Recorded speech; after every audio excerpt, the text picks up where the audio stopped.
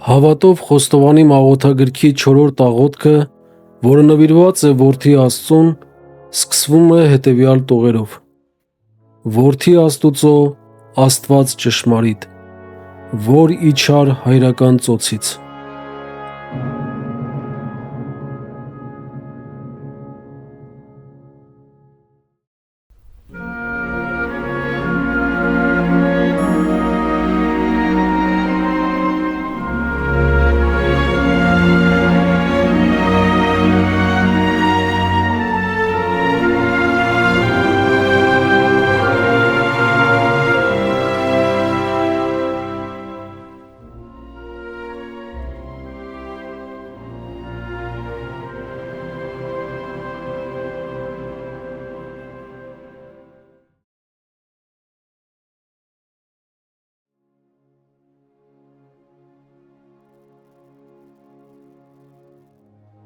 Այս նախադասության մեջ ուշադրությունը պետք է բևեռել ծոց բառի վրա։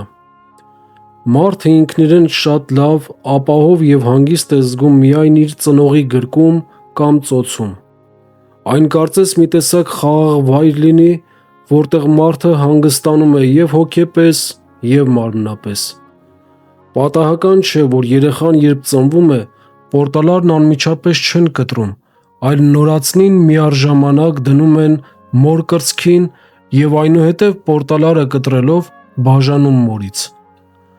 Ծոց բառը օգտագործելով Ներսես շնորհալի Հայրապետը ցանկացել է մեզ փոխանցել այն գաղափարը, որ Որդի Աստծո համար հայրական ծոցում գտնվելը անասելի խաղաղ և հանգիստ վիճակ է եղել, բայց քանի որ Աստված սիրում էր մարդուն և չէր կարող անտարբեր լինել մարդկության փրկության նկատմամբ, թողեց իր հանգիստ վիճակը և երկնքից խոնարհվեց երկիր, ավելի պարզ ասած, իրեն նեղություն տվեց, որպեսզի կատարի այն, ինչ արեց։ Տեսնելով Աստծո կատարած այս անգնահատելի քայլը, մենք էլ մեզ պետք է նեղություն տանք և Աստծո հետ համագործակցելով իրականություն դարձնենք այն ծրագիրը, որն ունի յուրաքանչյուրիս հետ կապված՝ մեր փրկությունը։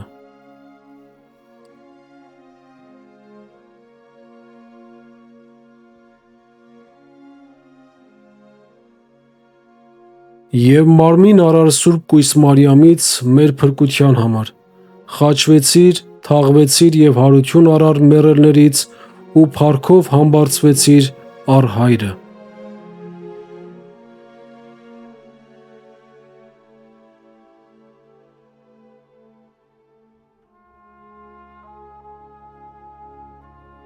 Մարդկության փրկությունը իրագործելու համար, եթե ավելի պարզ ասենք,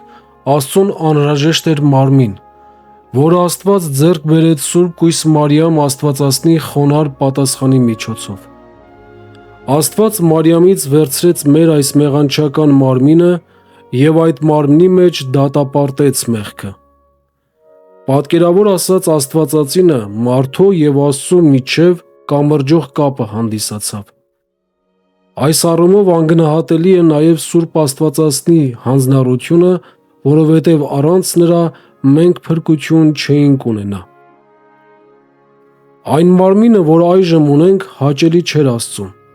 և այն հաճելի պետք է դառնար։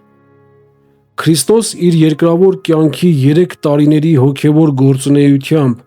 և ի վերջո դրա հանգուցալուծմամբ, այսինքն խաչելությամբ, թաղմամբ, հարությամբ և համբարձումով,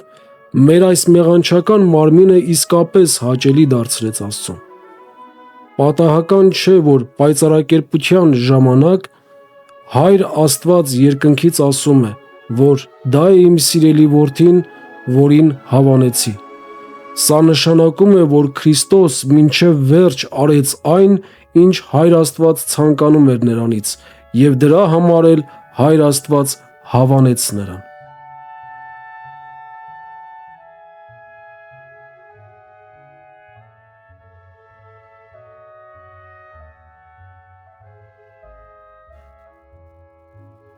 Փրկության գործընթացը կատարվեց փուլ առ փուլ, նախ խաչելությամբ, այնուհետև թաղմամբ, հարությամբ եւ ի վերջո համբարձումով։ Աստված խաչելությամբ ցույց տվեց, որ փրկությունը հեշտությամբ չի տրվում, այլ չարչարանքով է լինում։ Ինչպես որ երբ մենք ցանկանում ենք որևէ մեկին լավություն անել, մեզ նեղություն ենք տալիս։ Ճիշտ այդպես է նաև Աստծո պարագային։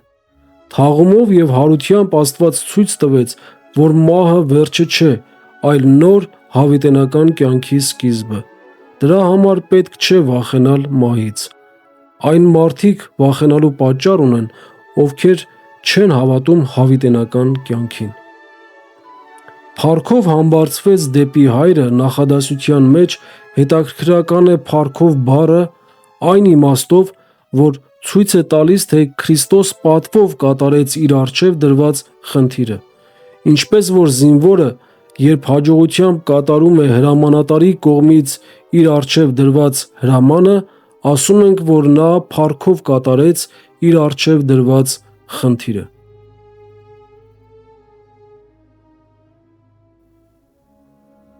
Մեղա երկնքի և քո առաջ, հիշիր ինձ ինչպես ավազակին, երբ գաս քո արքայությամբ։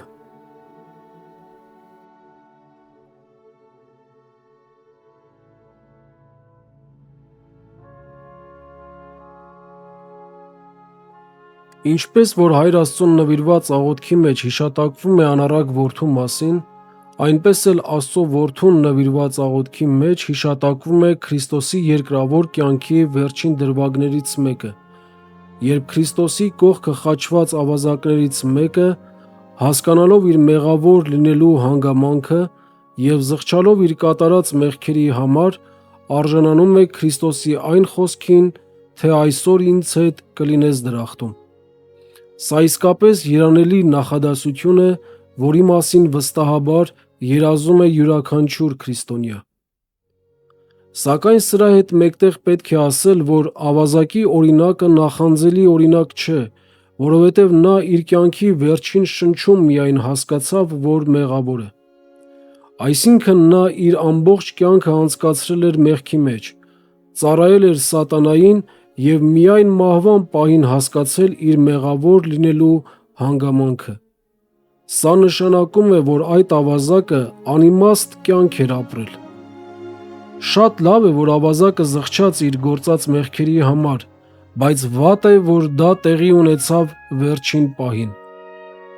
Սակայն գովելի է, որ դա ամեն դեպքում տեղի ունեցավ, որովհետև կան մարդիկ, որ այդպես էլ չեն զղջում իրենց գործած մեղքերի համար, ինչպես օրինակ մյուս ավազակը, որը ջանում էր փրկվել այդ տառապանքներից։